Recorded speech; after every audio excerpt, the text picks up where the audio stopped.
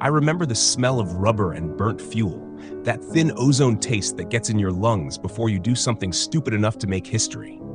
I remember thinking then, this kid, this animal from Cervera, he's different. Not louder, not flashier, just more precise, more ugly in the ways that count. He didn't charm you, he swallowed you. You felt safe until you weren't. I fought him. I paid every invoice for the respect I took. I made him measure his lines, his aggression. I taught him the cost of being alive at the limit. And yet, even after I bruised him, he learned faster than anyone had the right to learn. That's the point. Learning isn't the same as stopping. He didn't stop, he evolved. He became something with a hunger in it that laughed at pain. You know how men talk about champions like they're rare birds? That they can be coddled with statistics and fanfare? That they can be built? Here's the truth. Champions like Marc aren't built, they're revealed. The rest of the grid, Pecco, Martin, Quartararo, Bezzecchi, thought the reveal happened in 2020 when Marquez fell and the headlines came screaming. They thought the predator had been tamed. They smelled blood and they grew. They fattened themselves on the idea the jungle belonged to them now. They rebuilt reputations on gaps he left. But they forgot the one thing you can't fix with meters of data or factory support: the monster's patience. He healed, he sharpened, and then he walked back into the forest wearing the red of Ducati and turned the light off on everyone else's dreams. This is not a press release dressed up as fury. This is not clever sports journalism. This is a burning account from someone who knows the tactics, the hunger, the smell of someone who will not be satisfied until your ribs bruised from the chokehold. Dovizioso said, devastating, and he meant it like a surgical blade. It isn't just the points. It isn't just wins and podiums and statistics you parrot. It's artful humiliation administered over months until your ego becomes a liability. Bagnaia, Pecco, was the prince, the chosen face of Ducati's future. He rode their narrative. He fed on it. He drank the red wine and listened to radio hosts call him Italy's next immortal. But a crown is only as strong as the man willing to take it from you without asking. Watch what Marc did. He didn't simply outride Pecco, he rewrote the narrative every weekend. He entered Ducati's workshop like a new god and told the factory to dance around him. He didn't ask for favors. He took command. The technicians who once bent everything to Bagnaia's will found themselves answering to a ruthless demand for perfection. Pecco watched the man who sits across the garage, a Spaniard who'd bled and bled again, make his life impossible. That's the cruelest tactic, when you destroy someone with their own environment. It's not a mechanical advantage. It's a psychological ambush. When the tools you trusted suddenly obey someone else better than they obey you, you begin to doubt the one thing athletes fold or rise on: belief. Dovi speaks from the inside because he saw both versions of the animal, before the fall and after the rebuild. He knows the hazardous side of Marquez, the part that cannot hold back. That's what terrifies teams. You want a rider who reigns and then boxes things in, who respects his body and his team. You don't want an engine of fury that gaslights its own fragility by riding the ragged edge so often it looks like superstition. He's lucky. No, not lucky. He's methodically lucky. Fitness, mentality, and yes, fortune when it mattered. The crashes have been many, but the fall has never kept him down. That's part of the lesson Dovizioso is trying to articulate. Marc is a hurricane that eats its own debris and becomes stronger. People will try to explain away Marquez's season as the machine's miracle. Ducati's bike is a weapon, no argument, refined over time into something violent and precise. But don't be lazy.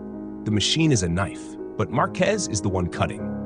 Give him any chassis, any fairing, he'll find the limit and shove it further. Bagnaia's problem isn't only the bike. It's seeing someone do things that your mind tells you are impossible. That's corrosive. The more you see what someone does, the more a quiet smallness creeps in. It's like watching someone lift a rock you thought anchored a hill and realizing your hill is an anthill. For a rider whose ego was built on cultural momentum, the adulation, the national pressure, that realization is an internal crack. You can patch a bike. You can't patch a collapsing self-image in 3 days between tests. Now picture Motegi. Mark the calendar, September 26th, 28th. The tracks don't care about narratives. They care about laps and lines and the law of physics. But humans come with ego, and motorsport bends that ego until it breaks or adapts. Marc only needs a mathematical sliver, 3 points over his brother in that weekend, to wrap it up. Imagine how wild that is, to clinch a title in the house of a rival, across an ocean, while the media writes their apologies to the hero they crowned last year. In a week, the record books will have to awkwardly stack names. Rossi and Marquez, 7 titles each. But don't get sentimental. Marquez doesn't want to share fame. He wants to erase doubt. We all remember 2019 when Marc set the record with a monstrous 151-point lead over me. He won 12 races out of 19. He was a force that season, a hurricane of decisions without hesitation. And still, Dovi stood awake at night thinking of how to slice that margin. Andrea Dovizioso doesn't indulge in hyperbole. When he calls something devastating, he's not playing the press. He's describing the weaponization of another man's excellence against someone's very identity. Pecco didn't just lose a championship fight. He watched a man invade his home and rearrange the furniture. That produces a different kind of pain, the internal derangement of a rider's psychology. Bagnaia's ego, as Dovi says, was sky high. That sky collapsed. Let's strip the poetry and get to the bones. The grid today consists of riders who climbed in the shadow of Marc's absence, inflating their numbers while he lay in rehab and shadow work. Look at their bravado. It's reactive.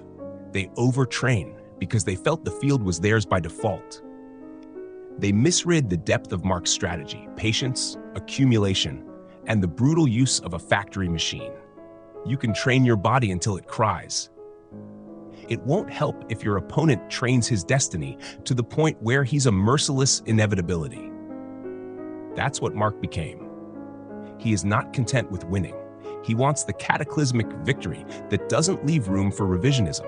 He wants to declare dominion so loudly the echo erases the last pretender's name. And that's the sick rhythm of this season. We watch Pecco try and fail, over and over. We watch the cameras catch his face after a botched lap, and you can see the recitation of excuses, the genetic rehearsal of optimism. It's human. It's pathetic. For the spectators, it's tragic poetry. For the competitor, it's a lesson in brutality. When you think you're the king, and someone with a history of savagery returns, the first thing to go is the comfort of your team. The second thing to go is your confidence. The final thing to go is that bright identity that made journalists write long features about your destiny. Dovi watched this happen to Bagnaia from an angle where he could both empathize and not be fooled. He knows what it's like to be the challenger and to see the champion become something more than a champion, an institution. Dovi's words aren't over. What you just heard was only the surface. He's not done pulling back the curtain on Marquez, the god who bends MotoGP to his will. In the next episode, we go deeper into what Dovizioso really thinks. The raw insights, the uncomfortable questions, the kind that cut through the par noise and expose the bones of this sport. He's telling us something nobody else dares to say, that talent without marrow is decoration, that Bagnaia's fall is bigger than results, that this entire grid is racing in a cage built by Marc Marquez himself. So stay locked in. Don't move. Don't move. Don't blink.